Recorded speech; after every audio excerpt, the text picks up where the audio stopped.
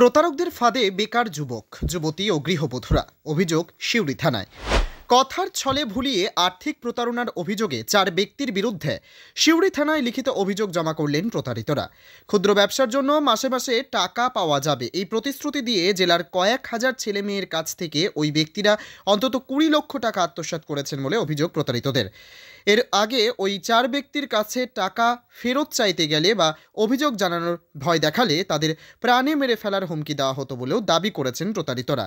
Police জানিয়েছে, প্রতারিতদের জমা করা নথির ভিত্তিতে তারা তদন্ত শুরু করেছেন। Bureau report, Dubrajpur news. আমরা সিউড়ি থানায় এসেছি একটা অভিযোগ করতে, যেটি আপনার ট্রান্সমিটার ডেভেলপমেন্ট ফাউন্ডেশনের আন্ডারে সাপোর্ট ইন্ডিয়া ডেভেলপমেন্ট প্রোগ্রাম, যেটি নিজেকে এনজিও বলে প্রমাণ দেয় বা নিজেকে এনজিও বলে, ঠিক আছে।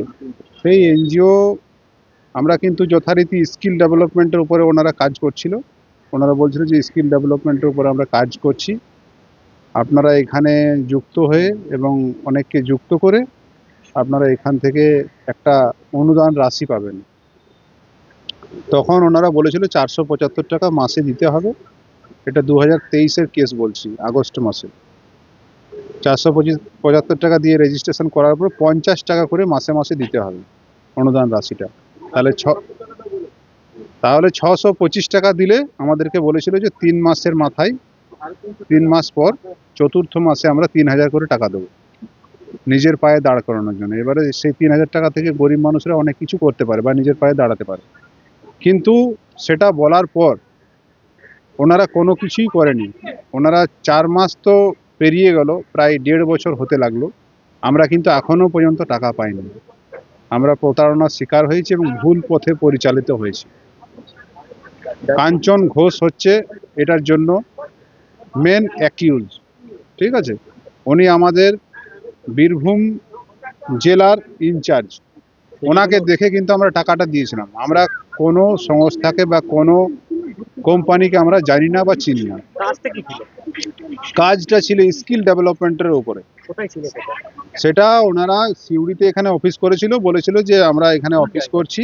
সেটা আটা চাক্কি গলি, ওটা হচ্ছে আপনার ওটা পীরতলায়। এবং তাদের যে হেড মানে রেজিস্টার্ড অফিস আসানসোল, সেখানকার এমডি নদীম এবং রিপন রায়, মানে এটা হচ্ছে কাঞ্চন ঘোষের বস, তারাও কিন্তু তার সঙ্গে যুক্ত।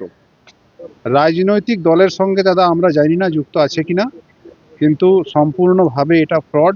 কে ওনাদের পেছনে আছে আমরা এটা জানতে পারলাম যখন দেখছি আমাদের সময় পেরিয়ে যাচ্ছে, আমরা কিন্তু টাকাটা পাচ্ছি না। এবং আমরা যখনই কিছু বলতে যাচ্ছি তখন আমাদেরকে বলছে যে তোমরা কেস করবে, কেস করো, তোমরা থানায় যাবে, যাও, কোর্টে যাবে, যাও, কিছুই করতে পারবে না, তোমাদের কাছে কিছুই প্রমাণ নেই। আপনারা কতজন আছেন? আমরা বীরভূম জেলায় 100খানা লিডার আছি। সেই লিডারের আন্ডারে অন্তত পক্ষে 360 জন করে আছে। একজনের কাছে কত করে টাকা? এক জনের কাছ থেকে আপনার টাকা 3,75,000, 2,70,000, 1.5 লক্ষ এইভাবে নেওয়া হয়েছে, ঠিক আছে। আমরা এটা অনুমানিক বলছি, কিন্তু তারও বেশি টাকা এখান থেকে নেওয়া হয়েছে। আজকে ওই কাঞ্চন ঘোষের জন্য আমরা অভিযোগ জানাচ্ছি। আর আমার বাড়ি হচ্ছে, তার বাড়ি হচ্ছে সালসা। এখন উনি খয়রা সুলতানা। আর এখন উনি বর্তমানে এখানে আছেন, সিউড়িতে আছে। আর ওনার অ্যাসিস্ট্যান্ট সুপর্ণা সাহা, উনি আমাদের যত টাকা ছিল উনি কালেক্ট করতেন। উনি হচ্ছেন ইনচার্জ, ঠিক আছে। আমরা যখনই টাকা পয়সা জমা করতাম ওই সুপর্ণাকেই দিতাম। ওনার বাড়ি হচ্ছে মা কালীতলা, কি হ্যাঁ সিউড়িতেই বাড়ি, কিন্তু ওনার ঠিকানাটা আমি ঠিক বলতে পারছি না, দাদারা জানেন, ঠিক আছে। তো উনি কালেক্ট করতেন। তা এখন আমরা যখন আমাদের 3 মাস পরে আমাদের টাকাটা দেওয়ার কথা ছিল, কিন্তু 3 মাস পরে আমাদের টাকাটা কিন্তু দেয়নি।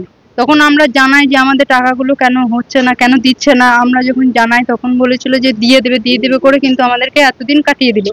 তাই এখন আমাদের প্রায় 2 বছর হয়ে গেল, এখন পর্যন্ত আমরা কোনো টাকা পাইনি। এখন আমাদের বাড়িতে লোক আসছে, যারা টাকা দিয়েছে তারা আমাদেরকে হুমকি দিচ্ছে যে টাকা আমাদেরকে